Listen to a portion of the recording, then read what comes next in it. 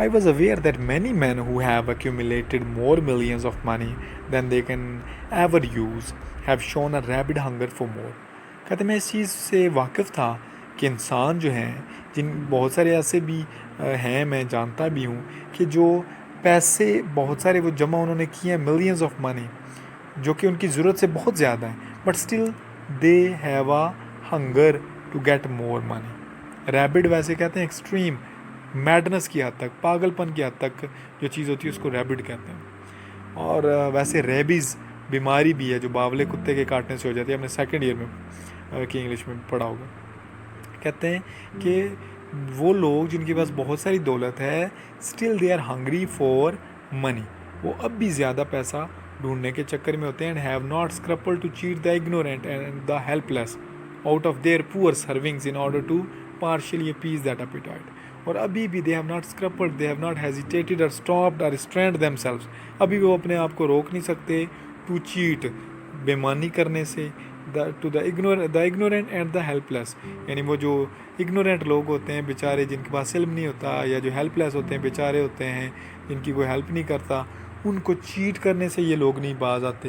यानी कि पैसा इन्होंने बहुत जमा किया होता है, लेकिन फिर भी ये लोग कोशिश में होते हैं कि जिससे भी पैसा मज़ीद निकले वो चीटिंग के ज़रिए निकलवाने की कोशिश करते हैं, out of their poor servings. Serving वैसे खाने को कहते हैं, कि बेचारे गरीब लोगों की जो एक वक्त का उनका खाना होता है, उससे भी ये लोग चीट करते हैं, उससे भी ये लोग छीनने की कोशिश करते हैं, in order to partially appease that appetite.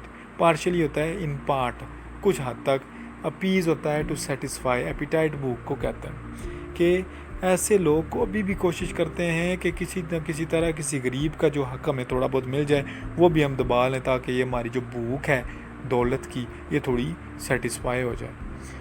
I furnished कहते हैं मुझे इस चीज़ का इल्म था, तो मैंने कहा ये ज़रा जानवरों पे ट्राई करें, क्या जानवरों में भी इस तरह की जो एवरेज है, जो ग्रीड है, जो लस्ट है, जो लालच है, वो है। I furnish 100 different kinds of wild and tame animals the opportunity to accumulate vast stores of food. कहते मैंने, फर्निश का मतलब होता है टू प्रोवाइड, मैंने मुहैया किया, प्रोवाइड किया एक तकरीबन 100 किस्म के वाइल्ड और टैम एनिमल्स को। वाइल्ड होते हैं जो जंगलों में रहते हैं, टैम होते हैं जो कि डोमेस्टिक एनिमल्स होते हैं। कि मैंने उनको ये अपॉर्चुनिटी दी, ये मौका दिया टू एक्यूमुलेट। एक्यूमुलेट का मतलब होता है to gather, to pile up, इकट्ठा कर लेना, कि वो इकट्ठा कर लें वास्ट स्टोर्स ऑफ फूड। कि मैंने बहुत सारा खाना इन 100 जानवरों पे तजर्बा किया, उनके सामने मैंने रखा कि वो स्टोर कर लें, but none of them would do it, लेकिन किसी जानवर ने ऐसा नहीं किया। The squirrels and the bees and certain birds made accumulations. जो स्क्विरल्स हैं, गुलहरियाँ हैं, वो इकट्ठा करती हैं, उन्होंने किया। बीज ने किया, जो शहद की मक्खियाँ हैं, and certain birds made accumulation, और कुछ परिंदे भी हैं जिन्होंने एक्यूमुलेट किया, चीज़ों को इकट्ठा कर लिया अपने लिए। But stopped when they had gathered a winter supply, लेकिन वो रुक गए जब उन्होंने देखा ना, जो शहद की मक्खियाँ या स्क्विरल्स हैं या कोई बर्ड्स हैं, उन्होंने देखा जब उनके एक सर्दियों का जो स्टोर है खुराक का, वो होगी ये खुराक स्टोर उनके सर्दियों के लिए, विंटर्स के लिए, तो दे स्टॉप्ड गैदरिंग मोर, उन्होंने मज़ीद इकट्ठी करना छोड़ दी।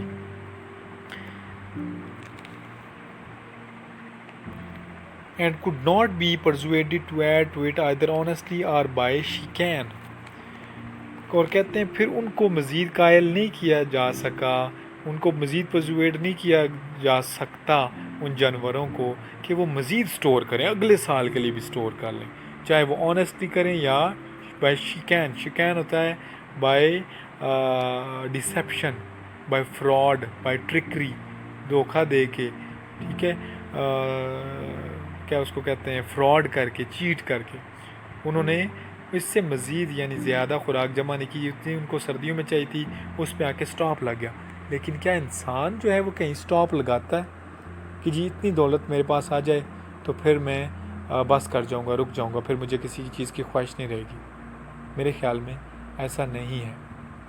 इंसान चाहता है कि वो मुसलसल आगे से आगे बढ़ता जाए, मज़ीद चीज़ें जमा करता जाए। और ऐसे बहुत से हदीस के भी अल्फाज हैं कि इंसान को अगर एक वादी पूरी भरी हुई किसी दौलत की मिल जाए, तो ये हदीस में आता है कि एक वादी अगर पूरी दौलत की मिल जाए तो इंसान का दिल करेगा कि साथ एक और मिल जाए, यानी वो रुकेगा नहीं। और इंसान का पेट सिर्फ मिट्टी से भरता है, यानी कि इंसान जब मरता है तो फिर ही वो सेटिस्फाई हो सकता है। ज़िंदा जो इंसान है, it keeps on wanting more things. इंसान ज़्यादा से ज़्यादा चीज़ें चाहता है। In order to bolster up a tottering reputation, the aunt pretended to store up supplies. Bolster up कहते हैं to support a tottering reputation. Tottering होती है जो कि क्या उसको कहते हैं, शेकिंग, इनस्टेबल, जो कि लड़खड़ा रही हो, जो कि स्टेबल में कंडीशन में ना हो। Reputation, the ant pretended to store up supplies. कहते हैं मैंने ये जो अपनी रेपुटेशन, इंसानों की रेपुटेशन लड़खड़ाती देखी तो मुझे लगा कि आंट जो है, जो चूंटी है, it seems to store up, ये लगता है कि अपनी सप्लाईज को स्टोर करती है। But I was not deceived. कहते हैं लेकिन ये जो अपने आप को सपोर्ट करने के लिए, इंसानों को सपोर्ट करने के लिए मैंने एक अजम्पशन बनाया कि नहीं जी चूंटियाँ भी तो करती हैं। कहते हैं लेकिन I was not deceived by this supposition. मैं इस धोखे में ज़्यादा देर रह नहीं सका। आई नो द आंट, क्योंकि मैं जानता हूँ चूंटियों को। चूंटियाँ भी स्टोर करती हैं, लेकिन वो भी इसी तरह अपने विंटर्स के लिए स्टोर कर लेती हैं, ठीक है जी, वो भी इससे ज़्यादा स्टोर नहीं करती।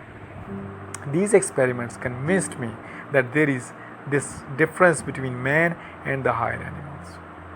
He is avaricious and miserly, they are not. कहते हैं ये जो मेरी एक्सपेरिमेंट्स हैं इन्होंने कन्विंस कर दिया मुझे that there is this difference between man and the higher animals. इंसान में और इन हायर एनिमल्स में, जिनको हम लोअर एनिमल्स कहते हैं, ये हायर एनिमल्स हैं, इनमें और इंसान में पता है क्या फ़र्क है? मार्क ट्वेन कहते हैं इनके दरमियान फ़र्क ये है कि ही इज़ एवरिशियस। इंसान जो है ये एवरिशियस है। He has avarice. एवरिस होता है लालच, ज़्यादा चीज़ें हासिल करने का। इंसान लालची है, ग्रीडी है, एंड माइजरली। माइजरली ऐसा बंदा होता है, माइजर कहते हैं कंजूस को। थ्रिफ्टी, जो बहुत सोच समझ के चीज़ें दे और ना देने वाला जिसका मूड हो, जो कंजूस हो। एंड दे आर नॉट, जबकि जानवर ना लालची है ना कंजूस है। तो ये दोनों चीज़ें इंसान में हैं। तो एनिमल्स जो हैं they are higher than man. In the course of my experiments, I convinced myself that among the animals, man is the only one that harbors insults and injuries, broods over them, waits till a chance offers, then takes revenge. बहुत मैं कहता हूँ thought provoking ये idea है। आप ज़रा इसको सोचें और समझें कि वाकई मार्क ट्वेन सही कह रहे हैं। कहते हैं कि ये मेरे जो एक्सपेरिमेंट्स मैं कर रहा था, इनके दौरान आई कन्विंस्ड माई सेल्फ, एक बात पे मैं कन्विंस हो गया that among the animals man is the only one that harbours insults and injuries. Harbour का मतलब वैसे पनाह देने को कहते हैं। हार्बर बंदरगाह को भी कहते हैं, जहाँ पे पनाह मिलती है बहरी जहाज़ों को, ठिकाना मिलता है। हार्बर का मतलब होता है टू कीप इन हार्ट और टू कीप इन माइंड, कोई चीज़ जहन में, दिल में बिठाए रखना, उसको भूलना ना, जाने ना देना। इंसल्ट्स, इंसान जो अपनी इंसल्ट है ना उसको हार्बर करता है, अपने दिमाग में बिठाए रखता है, भूलता नहीं है। यानी अगर बचपन में किसी ने उसको इंसल्ट कर दिया, डरा दिया, तो हो सकता है वो जवानी तक, बुढ़ापे तक लोग याद रखते हैं फलां बंदे ने मुझे ये वाली चीज़ कही थी। एंड इंजरीज़, और जो उसको इंजरीज़ मिली होती हैं, यानी तकलीफ़ मिली होती है फ्रॉम समवन, वो उसको भूलता नहीं है। He keeps it in his mind. और बाकी कोई जानवर ऐसी चीज़ नहीं रखता। Breeds over them, man keeps on thinking over them. अच्छा, ब्रूडिंग बड़ा इंटरेस्टिंग वर्ड है। ब्रूड जो है ना वो गहरी सोच को कहता है। और ब्रूड का जो वर्ड है, अगर हम जानवरों के हवाले से बात करें ना, जो परिंदे हैं या मुर्गियाँ हैं, जब वो अंडों के ऊपर बैठे होते हैं तो उस प्रोसेस को ब्रूडिंग प्रोसेस कहते हैं। वो जो इंक्यूबेशन पीरियड होता है, यानी अंडों पे जब मुर्गी बैठती है, ठीक है, बच्चे उसमें से निकालने के लिए, तो उसको ब्रूडिंग कहते हैं। और वहाँ पे बैठ के भी जो मुर्गी होती है वो सोचती रहती है कि पता नहीं कितने जो हैं वो मेल होंगे, कितने फीमेल होंगे। तो वो वहीं से ये वर्ड है ब्रूडिंग, यानी गहरी सोच में पड़े रहना, एक चीज़ को सोचते रहना बस मुसलसल ज़्यादा टाइम। अच्छा, ब्रूड से मुझे एक और वर्ड भी याद आ गया, आपसे शेयर कर लूँ, रूमिनेट। रूमिनेट कहते हैं वैसे जानवरों में रूमिनेशन होती है जगाली करना। आपने देखा होगा जो जानवर हैं, गाय या भैंसें हैं, जब वो खाना खा लेते हैं तो वो बैठ के या खड़े होकर रूमिनेट करते हैं, यानी वो जगाली करते रहते हैं, उसको चबाते रहते हैं। तो रूमिनेट्स कहते हैं इन्हीं जानवरों को जो कि घास वगैरह खाते हैं, इनको रूमिनेट्स भी कहते हैं। और रूमिनेट का मतलब होता है सोचना भी। वो जानवर को भी अगर आप देखें जगाली करते हुए भैंस को, तो लगता है वो किसी गहरी सोच में डूबी हुई है। तो रूमिनेट का मतलब भी गहरी सोच में होना, और ब्रूडिंग का मतलब भी जो है किसी चीज़ को बहुत ज़्यादा देर सोचते रहने को कहते हैं। अच्छा, वापस आते हैं अपने लेक्चर की तरफ। तो कहते हैं इंसान जो है वो इंसल्ट्स को, इंजरीज़ को, जो उसे किसी की बात बुरी लगी, किसी की वजह से उसे तकलीफ़ मिली, तो इंसान वो ग्रजेस अपने अंदर रखता है। Wait still a chance offers, इंतज़ार करता है कब मौका मिले, देन टेक्स रिवेंज, और इंसान फिर बदला लेता है। वो इसकी मेरे ख्याल में एग्जांपल देने की ज़रूरत नहीं है, you have a lot of examples. आप बहुत सारी एग्जांपल्स देखते हैं अपनी ज़िंदगी में इर्द गिर्द, अपने ड्रामों में और मूवीज़ में भी आप यही देखते हैं। जो बदले का जो कॉन्सेप्ट है, जो बदले की एक क्या कहते हैं फीलिंग है इंसान के अंदर, वो मतलब कोई ढकी छुपी बात नहीं है।